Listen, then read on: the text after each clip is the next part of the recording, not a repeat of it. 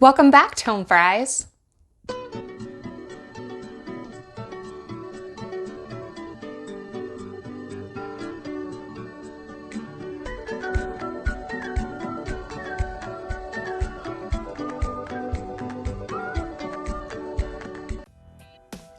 I'm Bee, like the Bumble, and these are my friends Tommy and Paige, and together we're here to talk about all things books. Now for my second ever video book review, I decided to pick How Not to Die Alone by Richard Roeper. As you can see from the little logo up here, I did get this book from Book of the Month Club. I've been a member of their subscription service for probably going on 2 years now. I absolutely love it. And if you would like more information about what Book of the Month Club is, how it works, the pros and cons, I would definitely be happy to do a whole video just on their service. How Not to Die Alone is about a man named Andrew, who is a lonely model train enthusiast, and he also works for the English Council to find next of kin and make funeral arrangements for people who've died alone. And let's be honest, that sounds like the most depressing job ever, right? Especially for somebody like Andrew who's had tons of tragedy and loss in his life. But Andrew seems to actually like his job. The only kind of downside is whenever he first went in for his interview, he may have accidentally told his manager that he had a wife and 2 kids when he actually doesn't. And instead of just coming clean, he's been afraid to for the past 5 years he's worked there.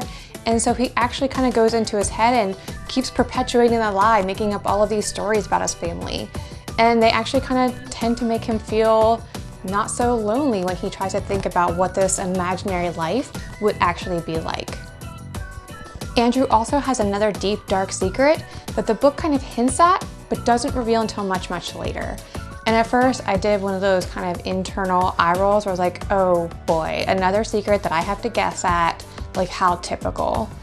But inside I did one of those kind of little squeals of excitement because I do kind of like these. Yeah, they can be common in a lot of like mystery books and things, but I like to challenge myself with, all right, can I actually guess the twist before it actually happens? And for this one, I totally did. Well, kind of. I at least got like a part of it, but that's actually a good thing, right? If I would have guessed the whole twist, then I think I would have been a little bit disappointed. Then there's Peggy, Andrew's new coworker, who flips his world completely upside down and makes him start questioning everything. And I'm not sure if this was intentional or not, but I totally read Peggy as Catherine Tate the entire time. And I mean, come on, red hair, Georgie accent, and even a lot of the dialogue was totally reminiscent of her. Heck, even at the end, Andrew makes a TARDIS reference as she's continuously pulling things out of her purse. I mean, the only thing that's really missing is some of her classic Lauren Cooperisms. In it though. Look about my face. Look about my face. Is this a bothered face? I ain't even bothered. I ain't even bothered. Can I ask you a question? I just want to ask you a question. Can I ask you a question? Are you the doctor? Okay, so you got me. Like, I do love Catherine Tate, and if there's ever a film adaptation of this, I will be super miffed if she does not play Peggy.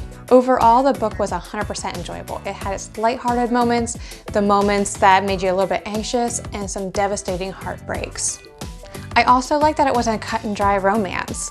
I mean, if you keep watching these videos, you'll probably learn that I really hate those super cheesy, like, Disney fairy tale type romances. Like, they almost make me gag a little bit.